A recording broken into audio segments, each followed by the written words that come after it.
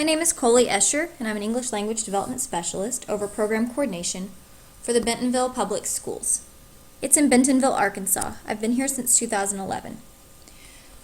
Bentonville is actually the home of Walmart. Here's the original Walton 5 and dime. It's surprising to some people that there's a lot of English learners in Bentonville, or in Arkansas in general, but because of the international pull that Walmart has, we have a lot of parents coming here to work and their children need ESL support. My role is to directly support ESL teachers and designees at the K-12 schools. At the K-4 buildings, elementary, there's various numbers of ESL teachers in each building because of the demographics of the different school zones. For instance, at one school there's 3 teachers, some schools have 2, some have 1, and some are broken up into more than one school. And in fact, one school, the bottom one there, CES, Cooper Elementary, has a teacher who also does reading recovery for the most of her day. At the 5-6 building, which is middle school, we have 2 buildings that have their own ESL teacher. We have one building that has its own ESL teacher and also a half-time ESL teacher.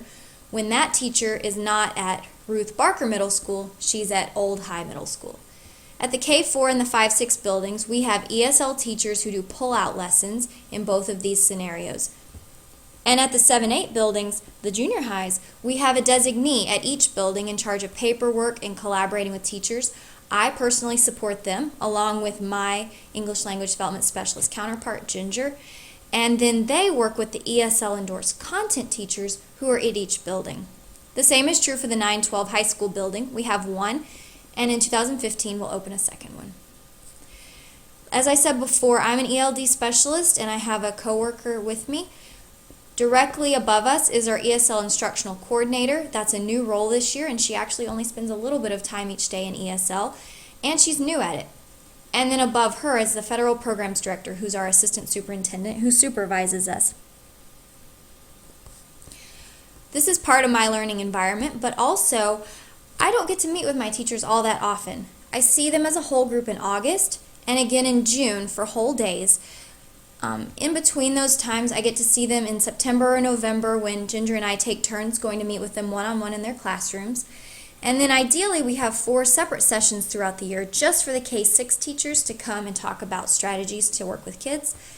And then ongoing, we have opportunities to meet with the teachers through phone calls or through emails. We can go into their buildings and work with them if a child's getting referred to ESL who previously didn't need it, or if an ESL student might be getting referred for special education.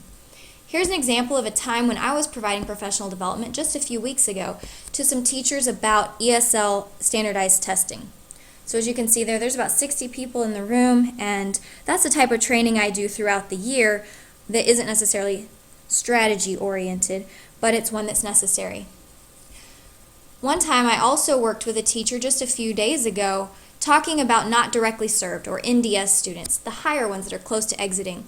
Here we have an email exchange where I was trying to convince her to give me some ideas of ways I could motivate some of the other teachers to monitor their students more closely and get her feedback on how it is successful in her building, and then seeing if she would even be willing to film herself and that we could show that lesson at our next meeting all together. Another thing that I did was I had a man come who's a math teacher in India, and he came and he shared with us about our differences in how Indian math is done and how teachers in the U.S. could bridge that gap because we have a lot of kids coming here from India.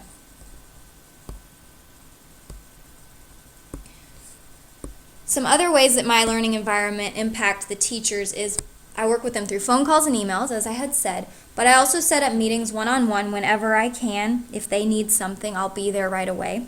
I also provide them support with their paperwork. I either provide it for them or I give them a model of how to best do it. An example of that is the Language Proficiency Annual Summative. And here we have one of those. The teachers fill in the data and they take care of all of this throughout the year, twice during the year, and then they get signatures on it. The form is the basics. They can come up with additional information, and that's actually encouraged. But this is one that I created. And that's another way that I help them. One thing that I do online is called Edline, And on Edline, this is a portal for my ESL teachers to access our ESL program page. And so like under program coordination, oh, I already logged out. But in order to help them with their summatives, what I created was this information where they could look and see some comments that would be good for them to include on their summatives, because the first year they did this, they had really bad comments, and I wanted to provide them some scaffolding and some support, and so that's one of the other ways that our learning environment grows each year. Additionally, I provided them with YouTube videos sometimes, documenting for them how to use some of our online databases. We have places where we store online files for students where they can access the scores for things like Dibbles or for Accelerated Reader. And this one that I'm about to show here, of course I have the sound turned off on all of these just so that you can hear my narration. But on this one, it's our online server for all the scanned documents that parents fill out, that teachers fill out, report cards, all of that is scanned here. What would be in a perm file, now we keep electronically. They forget how to use this one a lot. And I have this YouTube video, they can access it any time that they want to.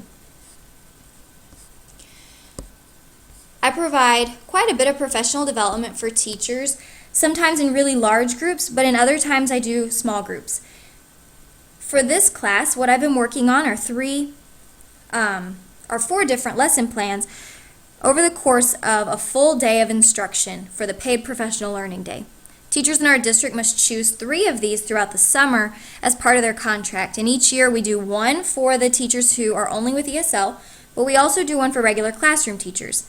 And I think there's misconceptions about ESL instruction that can be addressed during these sessions, and that's why I wanted to focus these 4 lessons for this course on a unit of study regarding equipping English language learners with the skills they need to acquire English language development. This will help them address their academic, cultural, and linguistic needs. Here's an example of the class size that I would have if it was just our ESL teachers. The theme for my presentation would be working with ELLs in the mainstream classroom. The outcomes I came up with were from the Danielson Framework, which is in alignment with the Council of Chief State School Officers, and these are the standards that our state has chosen to use and that my district is encouraging us to learn and become familiar with, and that principals hold us accountable to. The first lesson was focused on language acquisition and implementing this new knowledge in their classrooms. The objective would be teachers will be able to explain to fellow teachers the stages of language acquisition to a greater degree than when they arrived. So first, what I would do with this group of people is we would look at this PowerPoint presentation that I created a couple of years ago and then have adjusted for the sake of this class and also upcoming in the new June course. I found some things I'd like to add to it.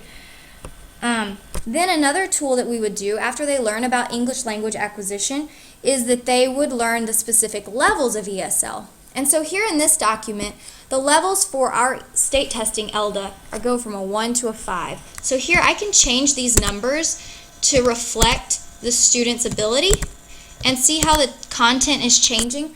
We created that tool to show what a student would be able to do at each of those domains, reading, writing, listening, and speaking, depending on their score. And so this is something that we provide for them. During this lesson, I would expect that the teachers by the end would be able to create a mind map similar to this one, where they're explaining the elements of language acquisition. They would be able to work in groups up until this point, but during the time when they were working on this, I would hope that they do it independently. In my second lesson, the objective is teachers will be able to name and define components of the PSYOP lesson orally and within their table group. Also, as you'll see in a minute, they would need to do this with a little SurveyMonkey quiz. First, I would show them this Prezi, and I'm jealous of the vast amazingness of this Prezi, but there's lots of components on here, and I won't click through all of them now. But after we would show this Prezi, I would want them to be taking some notes, and then I would have them watch YouTube videos, one for each of the components of PSYOP. And as they're watching these videos, again taking some notes and discussing with their team about each each particular one. And then at the end, what I would have them do is create a spreadsheet that looks something like this. We have the different components of SIOP at the top: lesson preparation, building background, comprehensible input. And they would be listing out some things on the A column, such as key features, why it matters, things to think about or activities to try, and things to think about how they would deliver the lesson. So I would hope they'd create a spreadsheet similar to this.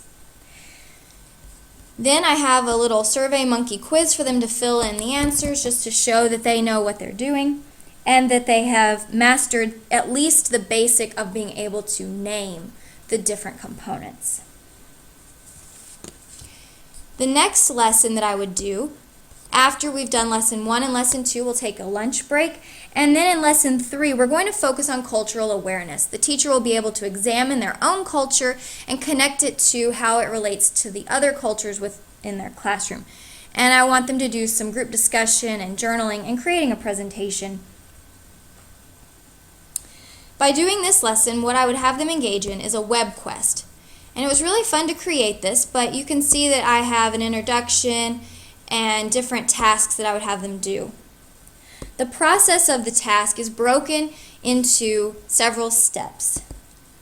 The first thing I would have them do is look at the different cultural ways of life and the definitions. This is provided by the Arkansas Department of Education.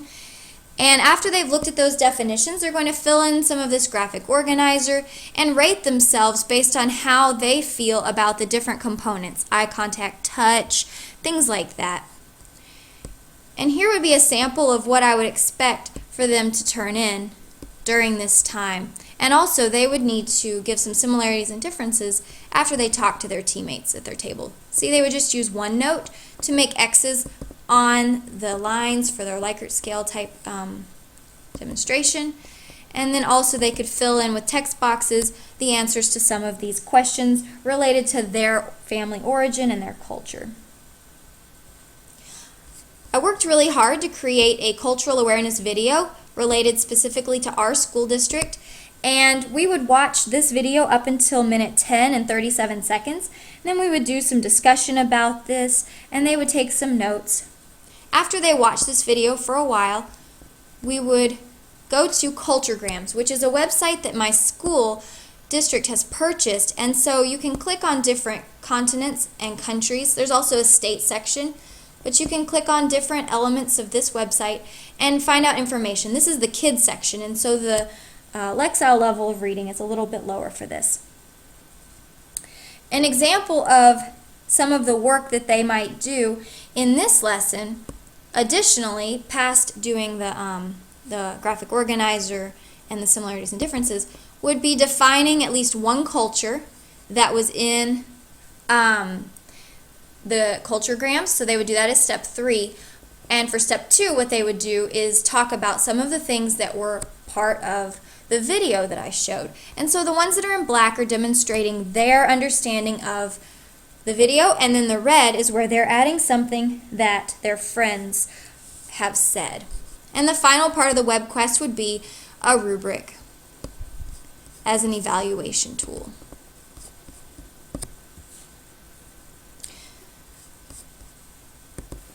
Here's that. And then finally, for lesson 4, the teachers will be able to dramatize student-teacher interactions when ELLs require language acquisition strategies to make the content comprehensible.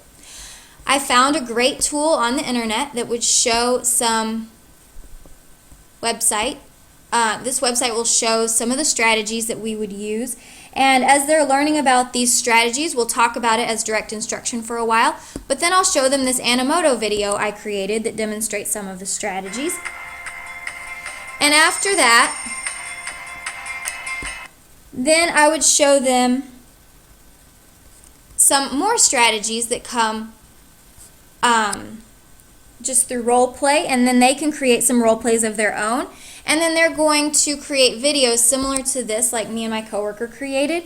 And after they've created these, I'll be able to see that they have understood how to create strategies.